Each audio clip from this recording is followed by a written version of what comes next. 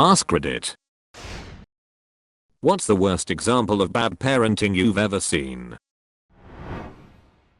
At a movie theater, sitting in the 4th or 5th row with friends. This was a rated R movie. Two kids, maybe 4 and 7-year-old, are in the audience. They start playing and running back and forth at the front of the theater. The 4-year-old falls and starts to cry. The parent doesn't bother to get up. My friend finally went to console the child after a few minutes. The mother never bothered to get up. I have a friend who's always had trouble sleeping. When she was young and didn't want to go to bed, her mother would tell her she'd die if she didn't go to sleep. So she'd desperately try to go to sleep, but would be kept awake by her fear of not falling asleep. Literally 3 days ago, I was at a cash point at around 10:30 p.m. when some woman pulls up beside me in her 3-door Vauxhall Corsa in the pissing down rain, sends her kid, who couldn't have been older than 9, who was wearing a bathrobe, running into the chip shop to get a bag of chips. He came back to the car without any and said he didn't have the right amount of money, and she hurled all sorts of abuse. I've given you the right fucking amount. Now fuck off back into the shop and get the fucking food. Then a few minutes later he comes back to the car, soaking wet, with a bag of food, and she starts yelling that he better have gotten the fucking order right, because it doesn't fucking look right. And she yells at him to get in the car and she just speeds off. Standing outside a supermarket a couple of years back, a woman walks out, toddler in a pushchair, a kid who might have been about 7 or 8 walking maybe 5 feet behind her. The older kid had a small rubber ball and was bouncing it on the ground and catching it. He seemed perfectly happy. It wasn't making any noise or bouncing around or anything. It wasn't bothering anyone. He was just bouncing and catching his ball as he walked. The woman, I assume it was his mom, noticed this after a minute, spun around and grabbed him hard by the upper arm, and then shouted right into his face, "If you keep bouncing that fucking ball, I'm going to smash your face in it." Shook him hard once, and then just turned around and walked on with the pushchair. The poor kid just looked so emptied, like he wasn't even allowed this one small pleasure. It doesn't matter how annoying you find it when your kid bounces a ball, that's just never an okay thing to say to your child. This wasn't in a parking lot, it was in a pedestrianized plaza area out front, small in a city supermarket next to a library and other stores. There was no traffic, and it wasn't crowded. I was waiting in line for a ferry in what state? In case you've not done it, there is a big parking lot and everyone waits in their cars till you load up on the ferry. The guy next to me obviously does not know I'm looking at him, and he turns around and smacks the shit out of a crying 2-year-old while his 6 to 7-year-old daughter is watching. He hit him 7 to 8 times in a pure age style beating. He looks over and notices I'm watching and tries to pretend nothing happened. I get out of my truck and start to head over to the bomb dog cop they have around. As I'm heading over there, he runs up, stops me, and asks me what I think I'm doing. I kept trying to get around him without a confrontation. He kept pushing me, but I was able to sneak by, so he tripped me. I got up, walked into plain view of the officer, and the dude punches me in the back of the head, then spit in my face. The officer saw all of this and came up and put the guy in cuffs. All of this is in view of the small children in his car. So I took a punch and got spat in my face, but in the end the children were taken into protective custody and I pressed full charges. There was another witness to the guy hitting the kid, and they had security footage of the guy assaulting me, so I didn't even have to go to court. An irate mother of a girl in a private school's music program made a big scene in front of the faculty and students because her daughter had not been selected to sing a solo in a school concert. The student had been very clear to the faculty that she didn't want the part, nor was her voice suited for it. Still, her overbearing mother insisted that she audition against her will. As a result, the girl was yanked out of the school she loved by her parents and embarrassed, all because the mother's ego required that her daughter be the shining star in front of others. This like 5-year-old kid emptied a 4-pint bottle of milk all over floor at supermarket where I worked, and her mum just stood there and watched. To add to that, the child managed to place the empty bottle in the center of this now 2 meters wide puddle, and the mum just looked at me and said, "You've got some cleaning up to do." Unbelievably rude. A little while ago in a supermarket in London, a young girl was screaming at the cashier for asking for ID for the large bottle of vodka she was buying. As the cashier continued to ask for ID, the girl opened her coat to reveal a large swollen belly and shouted, "Of course I'm old enough to drink vodka, I'm fucking pregnant."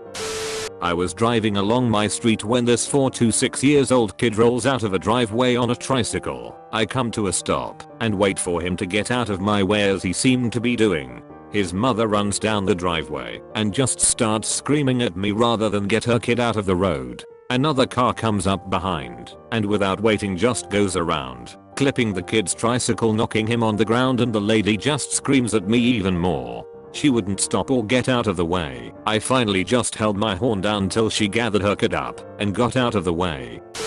In the waiting room at the doctor's, listened to a father and son converse for 30 minutes. They would ask each other questions about geography, history, the universe in a natural, not interrogatory way. It was clear the father was remarkably knowledgeable and that he enjoyed conversing with his son. It soon became apparent that this was far from their first conversation of this type. The son had an above average understanding of the world and a mature and sharp way of thinking. Listening to them was a serene experience. It put some things into perspective. There are more people like this around me, and no matter the bleak situation in my country or worldwide, it is possible to lead these beautiful, fulfilling lives. What? You wanted the worst example of bad parenting? Everyone else is posting some pretty good examples. When I was a cashier, this mom came in with her son's piggy bank. The kid was with her and must have only been about 6 years old. He wanted to buy a candy bar with his money, but the mom told him no, that his money was going to help support the family. She then proceeded to buy a 6-pack of beer and some cigarettes with the money, while the kid watched. The poor boy had tears in his eyes the whole time. I refused service to her, and the manager ended up ringing her up.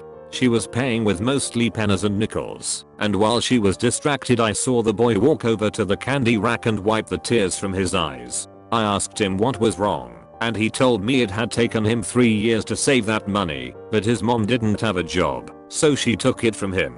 I bought him the candy bar he wanted, and gave him a bunch of quarters for the gumball/toy machines. His mom saw him trying to get one of those sticky hands from the machine, and then took all the quarters he had from him. I'm a teacher. The examples of bad parenting I could give are staggering. The worst examples end up with me calling Child Protective Services. Like the child who talked about naked family time, or the 14-year-old who left school to play, designated driver for drunk parent, or any number of other things. Day-to-day normal bad though is any parent who talks shit in front of their child. I don't care who you're bad-mouthing, don't do it in front of your child. All that comes to school. All of it. My sister was worried that her 7-year-old son wasn't at the level as the other kids and considered holding him back a year. She didn't end up going through with it, but my brother-in-law found this development super funny and kept openly mocking his own son until his own son started crying his eyes out and needing a hug. I was absolutely horrified that his own father was acting like a schoolyard bully.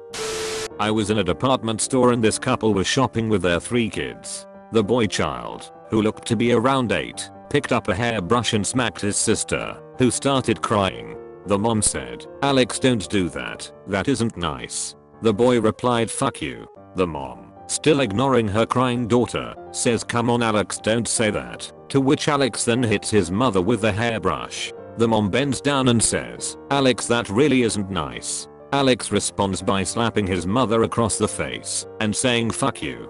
The mom simply says, "Alex, that wasn't necessary," and kept on shopping. The dad, he just watched all of this like it wasn't his problem and eventually just walked away.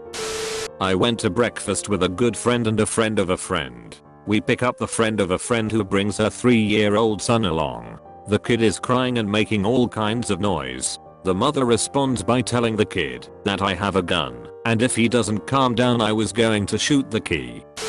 A couple years ago, I was on a shuttle in Yosemite. A little girl approximately age 10 had this nasty tight cough.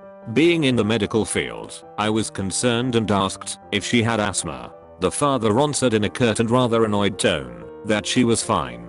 They were doing controlled burns in the park, which was causing my own asthma to act up. The girl was not fine as she clearly was struggling to breathe.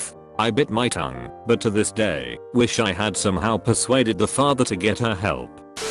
I work in foster care. I can tell you roughly 14, up to 28, horrible stories of parents. The ones that get me the worst are the parents who sell their beautiful 13-year-old daughter for meth, or the mom who laughed at her 8-year-old when he told her that his dad and stepdad were sexually abusing him and all of his siblings. He begs to go home now and all I can say is, you know better than me why you live here, bud.